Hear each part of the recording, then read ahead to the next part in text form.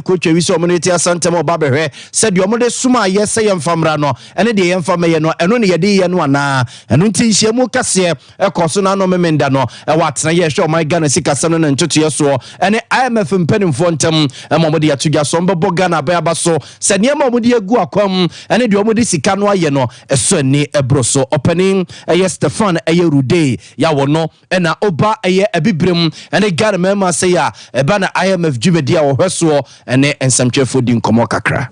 We have been engaging very closely with the authorities on program implementation, and I'm very pleased to announce this morning that we have reached a staff-level agreement on the second review of the program. In terms of the next steps, and given Ghana's strong progress under the program, it is important that the authorities reach agreement with their official creditors on this memorandum of understanding that I talked about earlier. And we look forward to the authorities' continued efforts to reach this agreement and the other creditors as well, in line with the program. We have been Observant where your penny Stefan Rude wono ena oba bibrema say Ghana memua eba na IMF dwumedi enu ma wo hweso ena na obobonsem so ede ekire no na eno eche opani a ono so my Ghana yesika krabia about Bank of Ghana wodano Dr. Ernest Atokwame na Addison ono so ekasai ede fasika sem hom eniema IMF de ma wunum se omonye ne mpege my Ghana sika sem nyina no opani Ernest Addison ekasai ede efa ho. During the first quarter of this year, this progress has continued, although we have witnessed some slowdown in the pace of disinflation, primarily due to a variety of factors, including adverse base drift effects. The expectation, however, is for the disinflation process to resume in the second quarter of 2024 and beyond, driven by continued maintenance of a tight monetary policy stance. Our expectation for end-year inflation of 15 plus or minus 2% remains unchanged.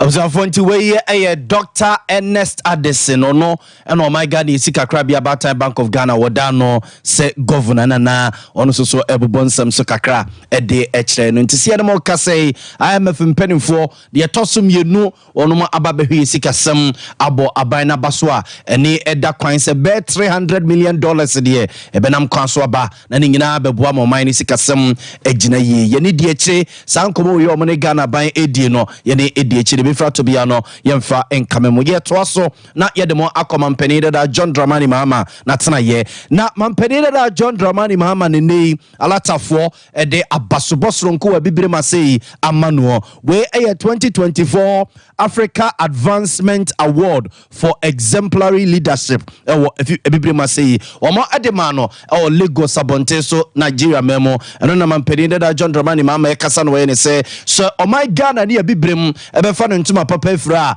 na ye biebia kwan atoto ne maye ede ne magu akwam amadwadie ewo my Ghana ene bibirem mama na akoye oso okọ UK nom na okọ European countries no a obi befri Italy Abonten so no akwa akodidwa Belgium wakwa akodidwa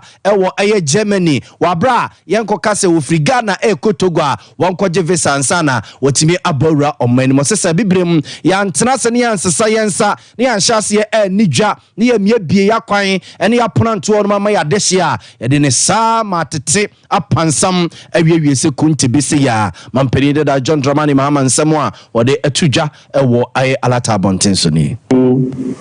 that you go to learn how to be a president, and when the mantle falls on you, you need to leverage everything that you have learned in your growing up to help you to be successful as a president. And you must always remember that not any one person has all the knowledge in their head. And so you need to leverage all the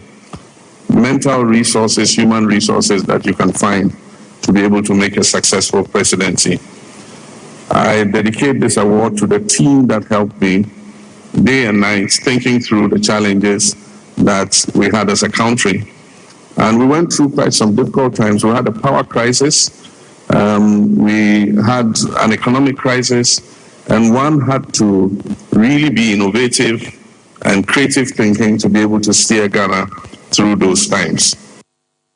Observe to way a mampeni dada John Dramani Mahama Gunja de Sekonkra, what a jatangma so prosro with the Niabruabia, a genenum tutu, a very John Mahani Yatenik, way a basoboke sepa, ya afi biano, or more a bia, the Juma ye ni soon in a buying, a certain way bibrima at the manu, Tafidiano, mampeni dada John Dramani Mama, no de manu, and an obobon semso, a for 1 year buano, a memoir, obuye, and a bibrim seni jedi winsome, is he etienne. Kasadia Fahono. Yet to also near the Marco Ghana, Yasrafon, Woduma Atnaye, Ghana Armed Forces. Nebusia, Ebeto Joseph Yadano, Asoja Foa, Wadamo Egutema Bonten, so Nimrantema Bawa, a Watema Edia Feso, and Mekoya Sieno, Nipabem, you know, Efrim, and Masoja Funi Biduma Prepra, Wamo Eguaya Sabia, a doctor for Eshe Wunum. Ebeto Josa, this year, Watema Bonten, so Edi Wonoma Fashibi. Now, Fashana na Omudi, Ewatemano, and you say a naval base if one.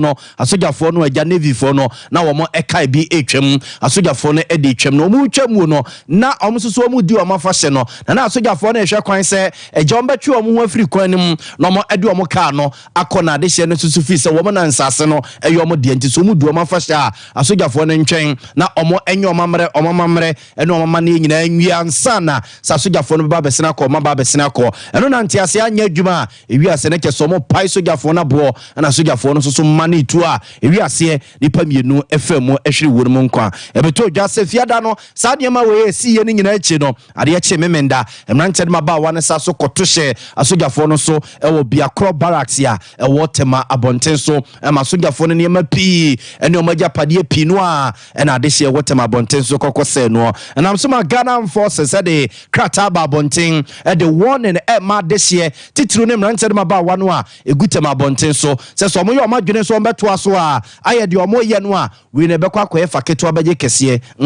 omo fan spare omo kra do before complain no ebebem ewo eye tema bonte so we eye krata Ghana Armed Forces mpenimfo e de aba bonte fifiada no e de besi eye memenda no abusia na sewani nsese ye ka kire wo ewo tema bonte so mra adehye no oni asogafo no e de ebomu ewo ehonomo si enemo kase aposifo abam na national security mpenimfo so no wono abamu a adehye na efirimu ene woni e prepare ye nyina no kosibo ni beka na se investigation se koso eno nti ye be hyemo bose asemwe ye de besim fensi ne tutu akwakochiri tutukọchiri ye ni edi akiri de be fa to bia no ye mfa enkamemo asogafo yi ene adehye wotema wo mo ensensem no ehom ye de mo ekọ mrasebe gefim na mrasebe dwadi wo mrasebe gefim adehye a ewo South Daya baton pesua so ye Roxanne Nelson dafia makọ ene ode atugase woka ama mamperina na do danko akufu do atiase se openinu a wono ene da eye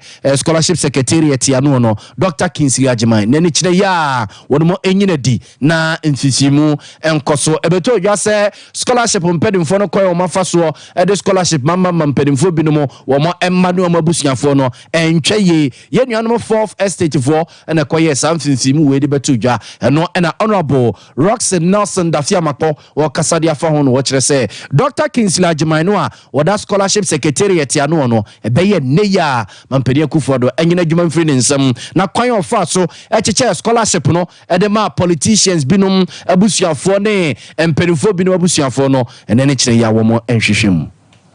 scholarship secretariat none. So it's such a big problem, and that is why the minority is saying that interdict the man and ask the Auditor General to conduct a special inquiry or audit into his activities between when he assumed office and when he will be interdicted. Because you see, if people conduct themselves like this in public office and there's no consequence, they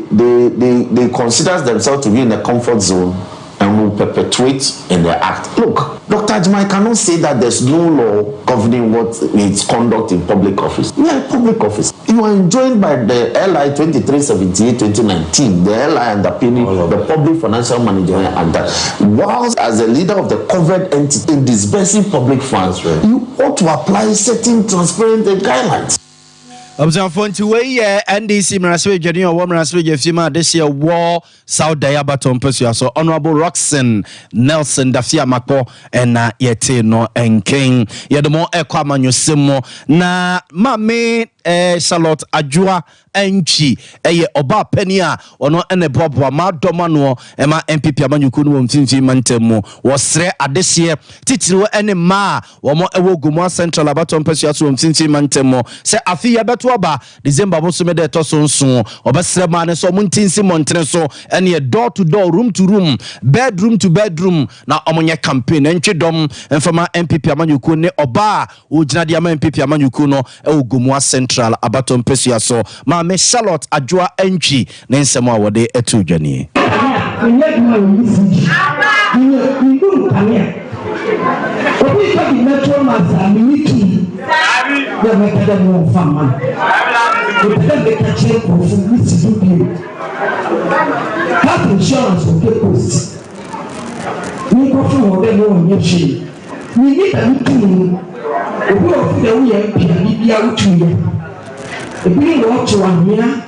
Victima Odiku, Gumwa Central, Asumjiri, constituency, Mayor Chairman Oman, Yetin.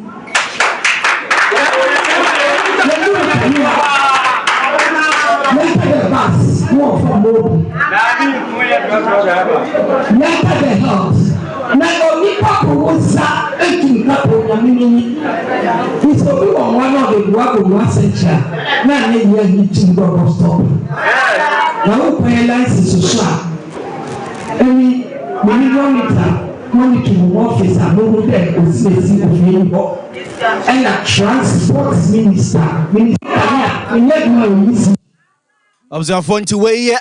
me Charlotte Ajua Enchi wono ene bobo ma doma no ema MPP amanyukunu wo mfinfi mantemu titru mfinfi mantemu na osre Emmanuel womo ewo Gumwa Central Abaton Persia so munye adwumaden emfa mo MPP amanyukunu omo MP honorable Nana Ehia Kwansa Empia owo Gumwa Central so no observanti dwumedi a omudie no na owase bi ono so ekakakra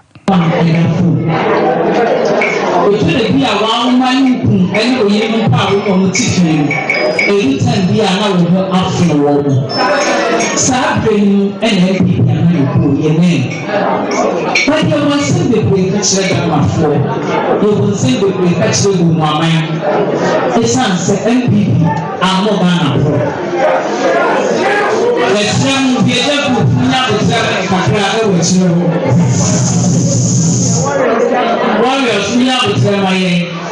okuna katanense ebeshase obuchiafo emali ni sege ya ni jema nji sege ya mame ya papa ya mame chiro house to house and they say they have a campaign room to room farm to farm market to market house to room sorry to sorry. Police station to police station. Mosque to mosque. Then say yes, the any and for Pekasa or Betsy. Then say you'll be an food. Observanti we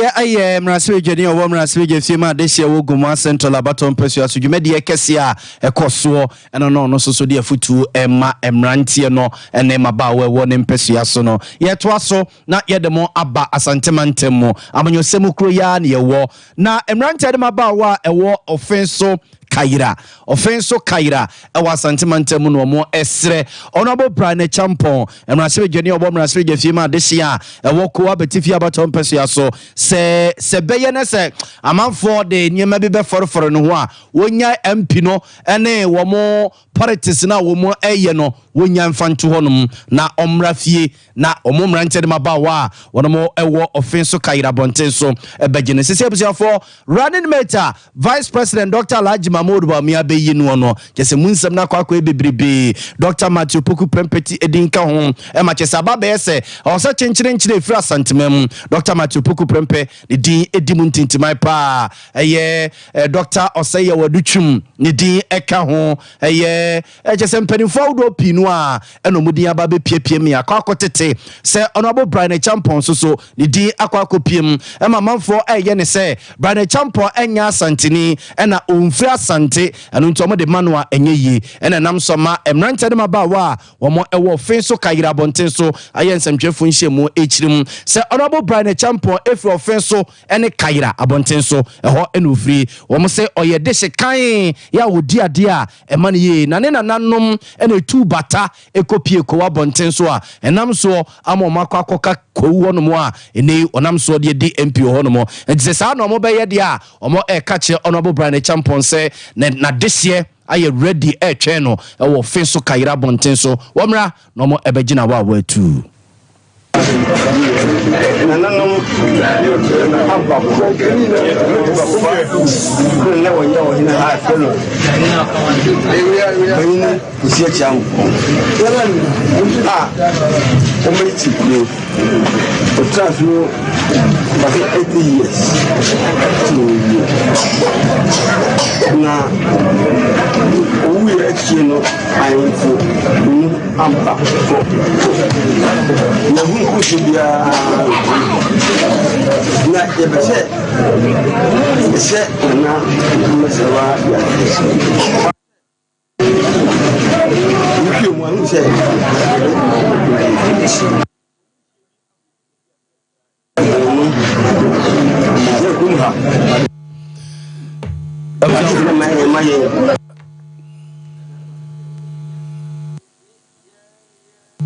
we aye nananom ne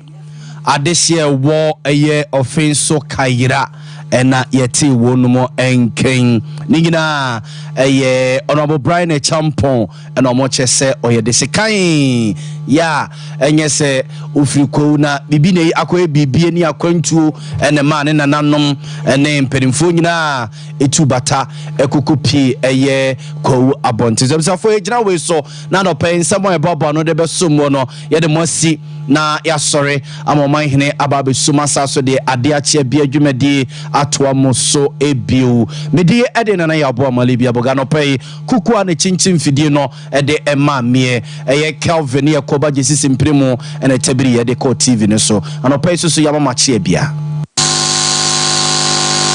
21st clinic aye sciatica expert sciatica no o nerves na wo to ase na fa wo siremu na fa wo nansia